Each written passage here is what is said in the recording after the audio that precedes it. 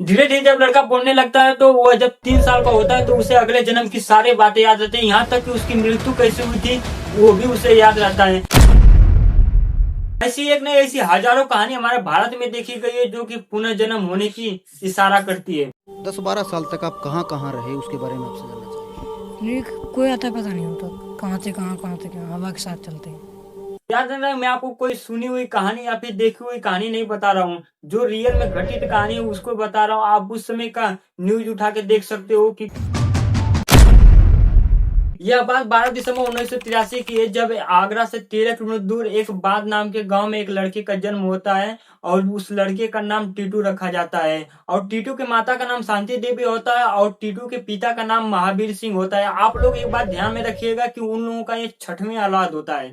टीटू जब 2.5 साल का होता है तो वो धीरे धीरे बोलने लगता है, जिससे महावीर सिंह और शांति देवी दोनों बहुत ही खुश होते हैं। और धीरे धीरे दिन बीतता गया, लेकिन टीटू एक दिन ऐसा बात बोल दिया जिससे महावीर सिंह और शांति देवी की आंखें खुली की खुली रह गई। टीटू बोलता कि मुझे अपने घर जाना है। फिर टीटू की यह बात सुन के महावीर सिंह और शांति देवी एक दूसरे की ओर अपना चेहरा देखते हैं और फिर धीरे से बोलते हैं कि बेटे तुम अपने ही तो घर हो। लेकिन फिर टीटू एक बार जवाब देता है और बोलता है कि नहीं, मुझे अपने घर जाना है और मेरा नाम सुरेश वर्मा है और मेरे माता का नाम बर्फी देवी है और मेरे पिता का नाम चंदा भारती है और मेरे बीबी का नाम उमा देवी है और मेरे 2 बच्चे। इतना बात सुनते ही महावीर सिंह और शांति देवी का होश उड़ जाता है, क्योंकि अभी टिंटू 3 साल का होता है तभी ऐसी ऐसी बातें बोल रहा था। उस दिन उस बात को सीरियस नहीं लेते और वो लोग अपने काम में लग जाते हैं। लेकिन टीटू का दिन पर दिन व्यवहार बिगड़ता जाता है। वो गरीब परिवार में जन्म लिया था लेकिन अमीरों जैसा व्यवहार करता था, कार से बाजार जाने की बात करता था और वह हमेशा बताता था कि मेरे पास तो स्टूडियो है और अपने माँ को यह बात बोलता था कि तुम कितनी गंदी साड़ी पहन रही हो, मेरी बीबी तो 2000 की साड़ी पहनती थी। आप लोग इस ओरिजिनल वीडियो उस समय का देख सकते हो। धोती पैर की बाहर साड़ी हजार तो कही तुम मम्मी मेरी उमान तो 2 हजार की साड़ी पहनती है, तुम गंदी धोती थी बाहर। दिन बीत रहा होता है और टीटू का जिद बढ़ रहा था, लेकिन हद एक दिन तब हो जाता है जब टीटू अपना बैग लेके घर से भागने लगता है और महावीर और शांति देवी को कुछ समझ नहीं आता। फिर वो लोग अपने बड़े वाले लड़के को बुलाते हैं जिसका नाम अशोक होता है। मैं आपको पहले ही बताया था कि उन लोगों का ये छठवां औलाद था जिसमें अशोक सबसे बड़े वाला लड़का था।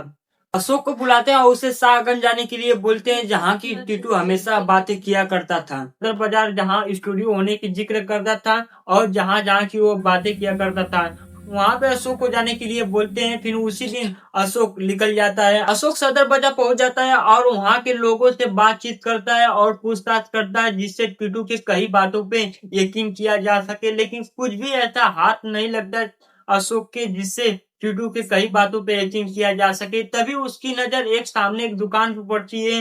वही स्टूडियो था जिसकी बात टीटू किया करता था। बिना कुछ सोचे समझे अशोक सीधे उस स्टूडियो में पहुंच जाता है और वो स्टूडियो में जब पहुंचता है तो वहां पे एक औरत काम करती हुई मिलती है और उस औरत से पूछता है कि सुरेश वर्मा कौन है। फिर जो बात वो औरत बोलती है उससे अशोक की आंखें खुली की खुली रह जाती है। औरत बोलती है कि मैं सुरेश वर्मा की पत्नी उमा देवी, सुरेश वर्मा को तो मरे काफी दिन हो गए।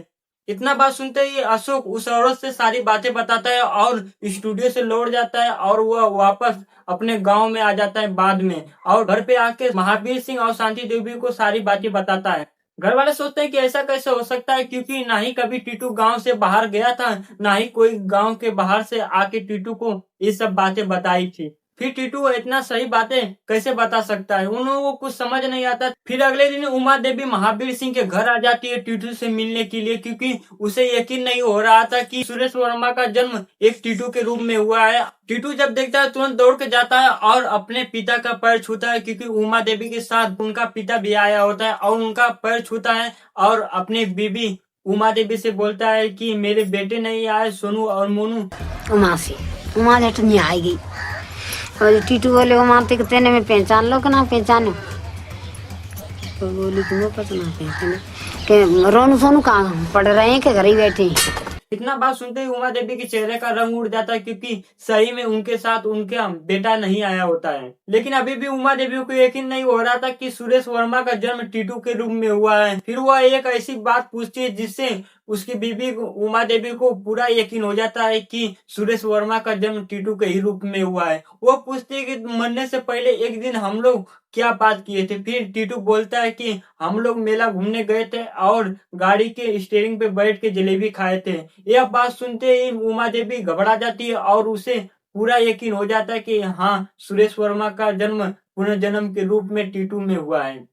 और मैं आपको एक बात बता दूं कि यह बात पूरे देश में फैल चुकी थी और हर जगह इसकी चर्चा हो रही थी और इस पे कई रिसर्च भी काम करने के लिए आते हैं, जिसपे रिसर्च करते हैं, टीटू का हर कदम पे टेस्ट लेते हैं, जिस टीटू सही बोल रहा है या फिर कोई झूठी मनगढ़ंत कहानी है। जैसे पुनर्जन्म जैसी कहानियों पर रिसर्च कर रहे थे कि क्या ये हकीकत होता है, लोगों में ऐसी कोई चीज पाई जाती है जिससे उनको पुनर्जन्म की चीजें की बातें याद हो। तो आओ आते हैं फिर अपने लाइन पे।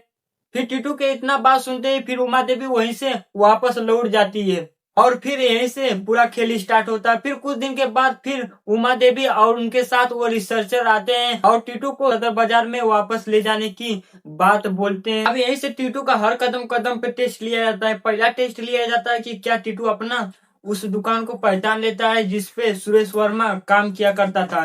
फिर वह कार उस दुकान के पास से गुजारा जाता है जिससे यह जाना जा सके क्या टीटू उस दुकान को पहचान जाता है। से उमा देवी दुकान को देखती है और गाड़ी तेज कर देती है। तभी टीटू एक ऐसा बात बोलता है जिससे सब लोगों का होश उड़ जाता है। तुरंत टीटू बोलता है कि अपनी दुकान तो पीछे ही छूट गई, कार आगे आ गई। तब इतना बात सुनते ही उमा देवी को यकीन हो जाता है और वह तुरंत कार रोक लेती है और वापस घुमा लेती है। फिर उस दुकान में जाते हैं और दुकान के अंदर जाते हैं। तभी टीटू जब जब कोई सामान देखता है तब तक उमा देवी को टोकता है कि ये तो यहाँ हुआ करती थी, ये सामान ऐसे हुआ करती थी। मतलब कि मानो कि वो इस दुकान में पहली बार नहीं कई बार आ चुका है। तभी उमा देवी बाद में भी बताती है कि हाँ, मैंने सुरेश वर्मा के मर जाने के बाद कुछ दुकानों में चेंजिंग किया था और सामान इधर से उधर किया था। फिर दुकान के अंदर ही टीटू से एक बात पूछा जाता है, अपनी तिजोरी कहाँ है जिसमें पैसा रखा जाता था। तभी टीटू उस जगह पे तुरंत बिना सोचे समझे चला जाता है और बताता कि यहीं पे पैसा रखा जाता है और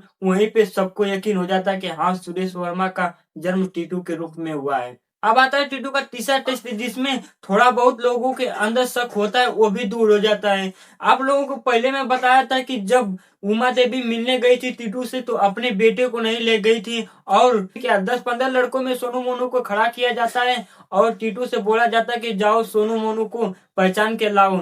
फिर टीटू जाता है और करेक्ट पूरा सोनू मोनू को ही पकड़ के लाता है और बोलता है कि यही मेरे बेटे हैं। फिर क्या सब लोगों को पूरा यकीन हो जाता है कि हाँ, सुरेश वर्मा का जन्म टीटू के रूप में हुआ है। ऐसी हजारों कहानी है जिसमें लोगों का पुनर्जन्म हुआ है और उन लोगों को अगले जन्म की एक बातें याद है। मैं आपको दूसरा एग्जांपल देता हूँ कि एक लड़की जो कि दिल्ली में जन्म होता है और वह मथुरा की सब बातें याद रखती है और वह बताती कि मैं अपने बच्चों को पैदा करते हुए मेरी मृत्यु हो गई। तीसरा एग्जांपल ये है कि एक औरत जो कि मर जाती है उसका शोक मना रहे होते हैं, तभी वो उठ के बैठ जाती है और बताती है कि मेरा फलाना नाम है और मेरी हत्या की गई है और मेरी ननद मुझे मार के ट्रेन के आगे फेंक दी थी। इन लोगों की भी लंबी कहानी है लेकिन मैं आपको इस वीडियो में नहीं बता सकता क्योंकि वीडियो बहुत लंबा हो सकता है। अगर आप लोगों को इस औरत का जो कि शोक मनाते हुए उड़ गई थी और वो बताने लगे कि मेरी ननद मुझे मार के फेंक दी थी, अगर इसकी कहानी आप लोगों को सुननी है तो वीडियो में कमेंट करना, मैं आपको दूसरा पार्ट लेके आऊंगा इस पे।